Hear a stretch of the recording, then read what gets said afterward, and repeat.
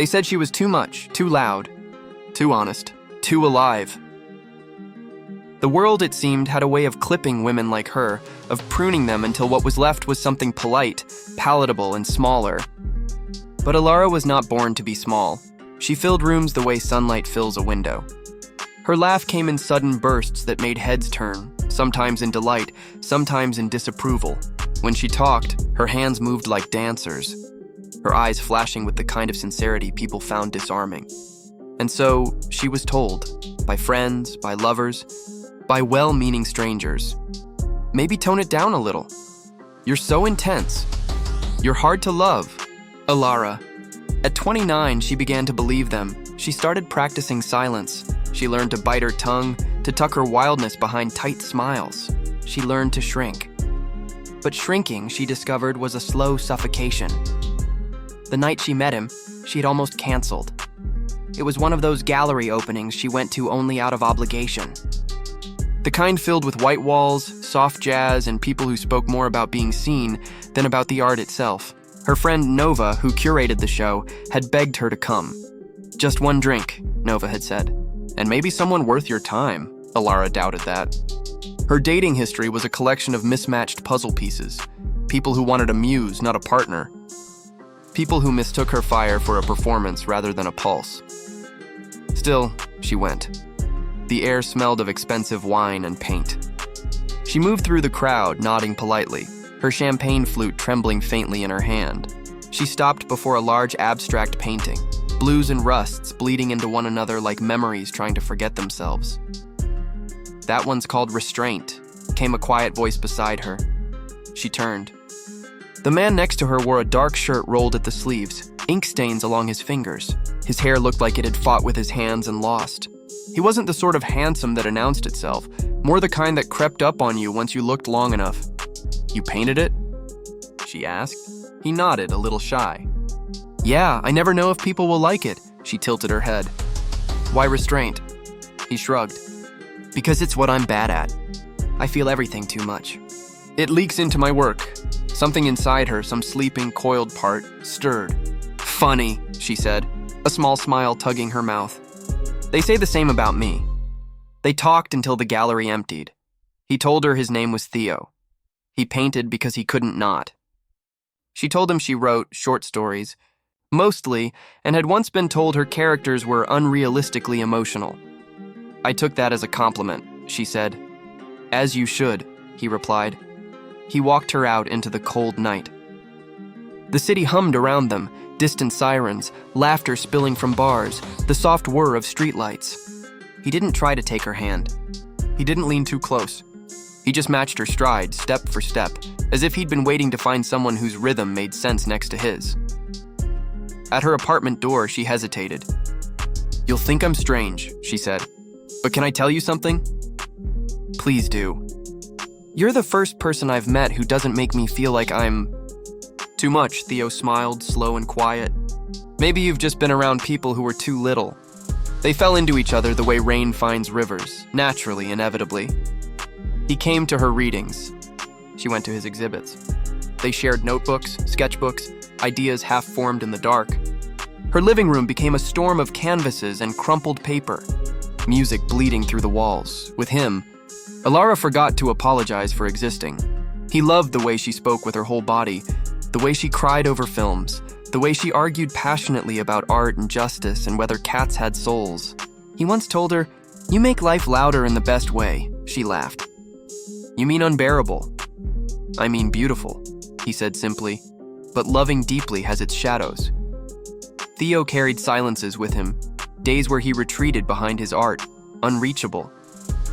He would stare at a blank canvas for hours, his jaw clenched, his eyes full of storms. Alara, who had always felt too much, wanted to fix it. She'd talk, soothe, fill the quiet with warmth. "Don't you ever get tired?" he asked once when her words tried to coax him out of one of those silences. "Of what?" "Of caring so much." She looked at him for a long time. "No," she said softly. "It's the only thing I'm good at." He reached for her then, pressed his forehead against hers. "Then promise me you'll never let anyone take that from you." They lasted 3 years, long enough for their lives to weave together like threads, shared mornings, unfinished paintings, stories written on napkins, the scent of coffee and turpentine. But love, even when it's real, sometimes fractures under the weight of being human. Theo's depression grew heavier. He stopped painting. He stopped answering calls from galleries from friends. His brightness dimmed, and Alara's instinct to love harder, to fix harder, only made him pull away further. "I can't be what you need," he told her one night, sitting in the half-dark. "I can barely be what I need." "You don't have to be anything," she whispered. "Just be here," but he shook his head. "You deserve someone who isn't drowning." She wanted to tell him she didn't mind drowning, not if they did it together. But she knew he wouldn't hear her. When he left, he didn't say goodbye. Just a note on the kitchen table. "You taught me that too much isn't a flaw.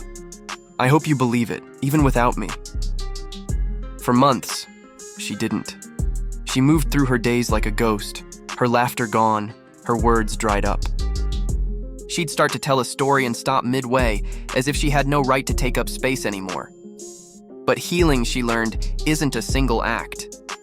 It's a quiet accumulation of small rebellions, buying herself flowers, laughing too loudly in cafes, saying what she meant even when her voice trembled. One spring morning, she stood in front of a mirror and said aloud, "You are not too much." It sounded awkward, forced. She tried again. "You are exactly enough." This time she almost believed it. A year later, she published a book. It was called Too Much to Be Loved. The stories inside were messy, vulnerable, alive, women who felt deeply, who broke and healed and refused to shrink. At the launch, the bookstore was packed. She read an excerpt from the final story, her voice steady. "Maybe being too much is just being unwilling to live half a life. Maybe those who can hold our too muchness aren't weighed down by it, they're lifted." When she looked up, she froze. At the back of the room, standing by the poetry shelf, was Theo. He looked different, older, maybe a little steadier, but his eyes held the same quiet warmth. After the applause, he approached her slowly, as though afraid she might vanish. "I read your book," he said. "Every word felt like you." She smiled faintly. "That's because it is." "I'm sorry," he said simply. "I know," she replied, "but you don't have to be." They stood there for a moment in the hum of the crowd. Finally, she said, "Are you painting again?" He nodded. "Because of you. Because I finally understood what you meant about caring too much. It's not a curse. It's a compass." She felt her chest tighten, not with sadness this time, but with something like peace. "Then I guess we both found our way," she said. Theo hesitated. "Do you think we—" She stopped him gently with a smile. "Maybe what we had wasn't meant to last. Maybe it was meant to remind us who we are." He nodded, eyes glistening. "You're still too much." "And you still think that's a bad thing?" She teased. He laughed softly. "No, it's the best thing about you." That night, after everyone had gone, Alara walked home beneath the city lights. She felt the world humming beneath her feet, alive and full and just the right amount of too much. When she reached her apartment, she sat by the window. The manuscript of her next book opened beside her. Its first line came easily. They called her too much to be loved. But once someone loved her anyway, and that was enough to make her whole. She smiled to herself. The kind of smile that doesn't ask for permission. The kind that fills a room. And somewhere, she thought, Theo was painting again, his colors spilling wild and unapologetic across a blank canvas. For the first time, she didn't wish to be smaller. For the first time, she knew being too much had never been the problem. It was her superpower.